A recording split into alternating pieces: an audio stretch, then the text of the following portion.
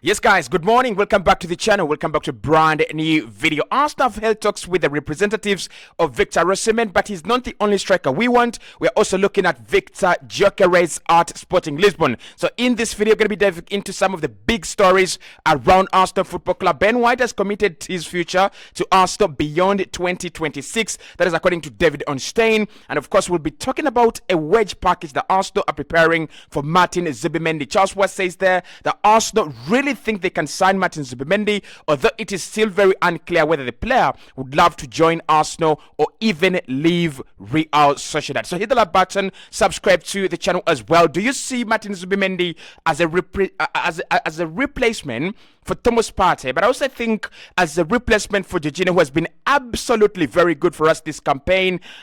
He's getting older. Obviously, you need someone younger. You need someone with the legs, and we saw that in the in the round of 16 game against FC Porto. He was very good, Jorginho, but at some point in time, he had to go off. He had to go off. He didn't have the legs again. And again, I don't think he's a bad player. I just think that you can either get an upgrade to him or someone who can play alongside him. Someone you can inter-switch with him in terms of squad rotation. So let's start off with that big story from David Onstein, and he says Ben White has signed a new deal, and this should be made official from now anytime soon. So he's committed. His previous deal was ending in 2026, but now he's committed to a longer term deal. I think Ben has been really exciting for me, especially this year. I don't know. Since January, and Arsenal have really done well. It's very difficult for you to single out one single player who's not done well, or one single player who's been really, really exceptional. But if I was to talk about players that are really most improved for Arsenal, the year of 2024, I've got to go with Ben White. He's been absolutely very, very good. And I think the other player that has really improved themselves has been Martin Odegaard. Odegaard has been really exceptional as well. But with Ben White, and my problems, of course, with him, you remember in January when I was talking about Arsenal going for Jeremy Frimpong. The reason why I wanted Jeremy is he's got that ability to deliver quality deliveries in the penalty area. And if you're looking at a striker like Victor Osimhen, you're looking at a striker like Victor Gyökeres, the key cross-cutting factor with those strikers is they're tall and they're aerial savvy. So that means that they're going to score for you a couple of headers. Arsenal very good when it comes to dead ball situations and set pieces. But also, even if it's not that, in out of open play, you've got to score some of those goals, right? Look at the Kai Havertz winner against Brentford. You look at the Kai Havertz winner against Brentford in the first leg. Those goals, they are going to be vital. They are going to come in handy at some point in time when you fail to pass the ball to the ground effectively. So I thought Ben White has really improved in that aspect. Defending 1v1, I don't think that is something that Jeremy Frimpong would actually fix, because he's a very, very high advanced player in making. He really loves inverting into midfield. But if Ben can defend well as a centre back, because he does that very well, then invert into midfield at times, then also get those quality deliveries that he's already doing, I think we have a good player there, and I don't think you're going to hear me complaining about Ben White a lot of the time. So he's extended his new deal, and this is part of Arsenal's strategy to make sure that our players stay together, and also to make sure that the project is intact and no one is dissatisfied and everyone is kept happy. Okay, so still talking about Arsenal and big news. Arsenal have held talks with the agent of Victor Osimhen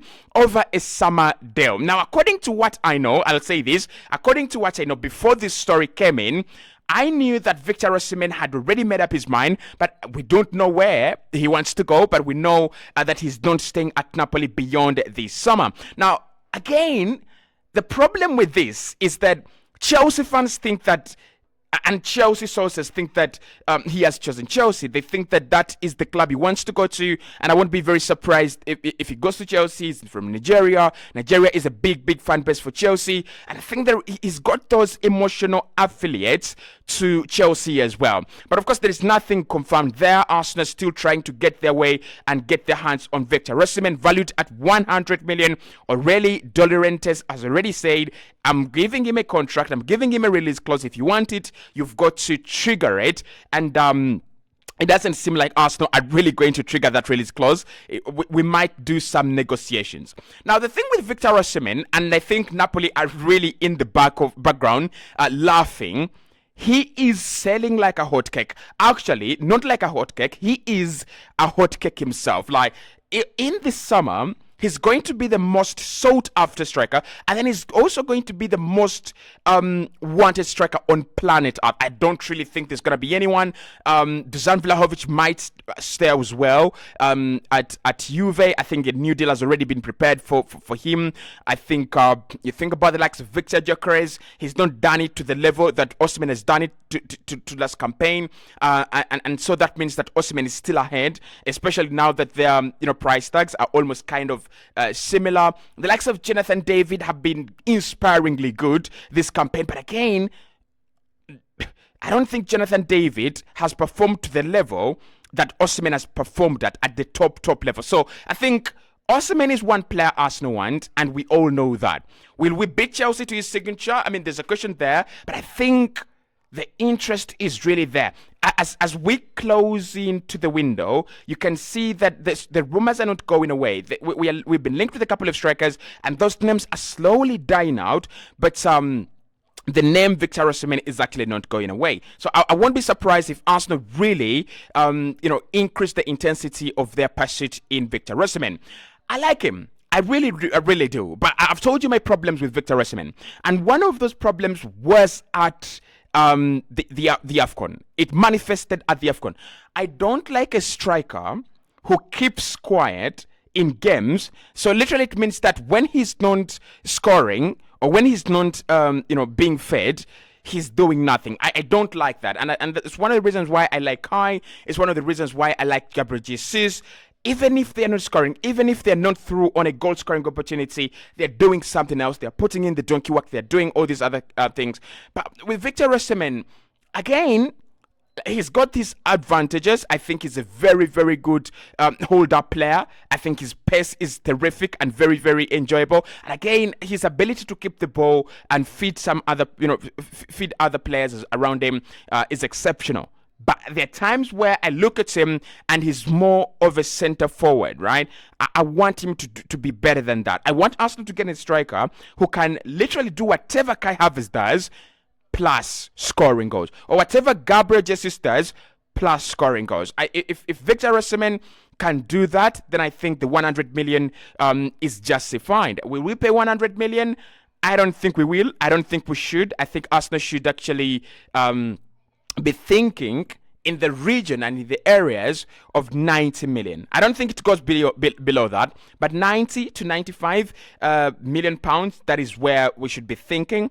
And that release clause, I think De Laurentiis is absolutely joking. But talking about strikers as well, Arsenal are very much interested in Victor Gyökeres. And according to Steve Keys from the transfers.com, he says Arsenal have made 100 million rated Sporting Lisbon striker Victor Gyökeres their target this summer.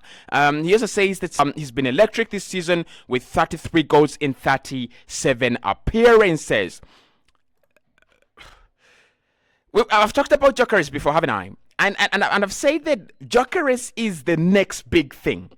For me, he's like Darwin Núñez. Actually, he is another Darwin Núñez. The Portuguese league always seems to create that one player. Cristiano Ronaldo, Nani, Di Maria, Darwin Núñez, Victor Gyökeres, Bruno Fernandes, Fabio Vieira. They always seem to have that one player that is always coming up. Of course, they have the likes of Osimhen Diamonde right now at Sporting Lisbon, and a couple of other interesting players, the likes of Otavio as well at FC Porto.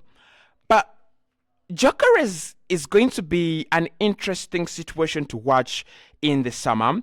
I won't be surprised if a club like Chelsea, Tottenham Hotspur, go out there and spend around 70 to 75 million and sign Victor Gyökeres. In my opinion, he's got 33 goals in 37 appearances. I don't think that makes him 100 million rated. The transfer market is broken. right?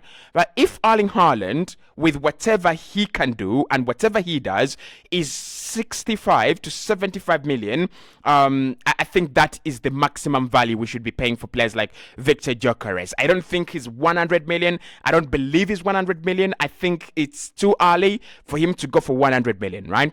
But here's the deal. If Arsenal can get Victor Gyökeres at 100 million, I'll take him, at 70 million, I'll take him over us signing Victor Osimhen for 100 million. And why is that? I think right now Arsenal need a goal scorer. And every single part of our machine scores goals. All we need is that one guy that can increase the number of goals we're scoring per 90. So you look at a club like Manchester City and the amount of chances they're creating, and we look at Arsenal and the amount of chances that we are creating. If we have a number 9, we are massively scoring more goals than Manchester City and Liverpool. So I think with Victor Gyökeres, he's young. If you bring him in, fits into the age bracket, he is an avid goal scorer and he is hungry for goals, I think it would work. But not for 100 million. Maybe 75, maybe 80 million. I think 80 million is a bit of a stretch as well. For the Swedish international, we have seen the likes of Alexander Isak come for those prices, and then they have impressed really. But have they scored the goals? Have they become the goal scoring machines that those price tags dictate they should be? In my opinion, not yet. So Victor Gyökeres, he's one of the players Arsenal are watching, and I won't be surprised if he is among the priority targets above Ivan Toney. I think this whole Ivan Toney vibe is dying down. And why it's dying down, I think after him coming in from that suspension and coming back into Brentford, teams have got more information to process and more information to actually compare against, right? Last season, this season, and the season before that. Don't get me wrong, I still think Ivan Toney is exceptionally good, and I still think his numbers last campaign are really unprecedented. But if I was to sign a striker this summer for less than 70 million, I would take Ivan Toney. For more than 70 million, I wouldn't take Ivan Toney. I would go for a younger Victor Gyökeres. I would go for a younger Victor Boniface. Such profiles, young, you can train him whatever you want, and he is going to learn, and he is going to be very, very reliable. So we'll talk about Victor Gyökeres, of course, in a separate video. What does he do, and what are his biggest strengths as a player? The same source, Steve Keys from transfers.com, he says Arsenal are working on a wage package for Martin Zubimendi ahead of a potential summer move. The Gunners plan to offer Real Sociedad midfielder a 5-year deal and a salary of around 115,000 pounds per week, or that is 135,000 pounds or euros, per week. So that is according to Steve Keys. Arsenal's interest in Martin Zubimendi remains. And I think, listen, if we have a target that we are consistently following and the interest is not going away, that is Martin Zubimendi. Yesterday, Charles Watts was talking about that deal, and he said Arsenal view him as a replacement for Jorginho, but also, most importantly, a replacement for Thomas Partey. Mikel Arteta thinks that he can do the job. He can build that kind of player that comes in and stabilizes the midfield, controls the tempo of the game, wins the ball back, and offers some kind of physicality and protection to the back line. I think already Declan Rice does that very well, but we have already seen that Mikel Arteta would prefer him starting a little bit deep but ending up in the penalty area. So the role of Declan Rice in this team is changing. It's not that traditional deep lying number 6 or deep lying playmaker, and it's not the Patrick Vieira role of the engine that drives the ball into those advanced areas. Actually not really. So it looks like Mikel is still obsessed with inverting Alexander Zinchenko or Ben White, inverting in midfield, and then one of those becomes the engine that drives the ball into advanced areas, and then Declan Rice slowly crawls into the penalty area, and that's why he's scoring a lot of goals this season without him being mugged. Actually, 90% of his goals that he's scored are goals that he doesn't have anyone trying to stop him, because they don't expect him to be there. They don't even expect him to end up in that position. Look at the Sheffield United goal and you look at the Brentford goal. Those two goals are clear examples of the defense saying, who scored? What was he doing there? And I think Martin Zubimendi is going to allow that. Now, I was watching Sky Sports, I think that was yesterday, and there was a very, very important comparison for Declan Rice's performances with Jorginho on the pitch and without Jorginho on the pitch as well. So without Jorginho on the pitch, obviously he becomes the main midfield controller, and he also becomes the main protector for the back four, which means that he doesn't get those off-ball runs a lot of the time. He doesn't get to as many touches in the opposition penalty area, and he doesn't get as many arrivals in the opposition penalty area as well. But with Jorginho, he is actually averaging 2.4 off-ball rolls per 90. He's getting into the penalty area of the opponent more, and he's also trying to score a lot more goals. His XG is going up, and his actual number of goals and number of assists as well are going up. So Martin Zubimendi, in my opinion, is going to be the guy that does that for Declan Rice. I don't think, and I'm very convinced that Arsenal will not go for a player like Jalen Brandt. I don't think we're going to go for a Bernardo Silva kind of guy. I think we're going to go for a Martin Zubimendi, Frankie de Jong. Won't be surprised if Frankie de Jong ends up at the Emirates Stadium. Won't be surprised if Zubimendi or Ruben Neves or that kind of profile, the Lodri profile, ends up at Arsenal, and then we get Declan Rice as the Frank Lampard, Gerrard role. And I would love to see him as a Gerrard. I would love to see him as a Frank Lampard. I want to see, can he go a season with 20 goals? Maybe not 20 goals, okay, but 20 XGA, goals and assists. Can it happen? I would love to see him, right? I would love to see that. I'll speak to you right in the next one. It looks like Arsenal are already starting to make moves on the transfer window, and I'll be here to report every single detail.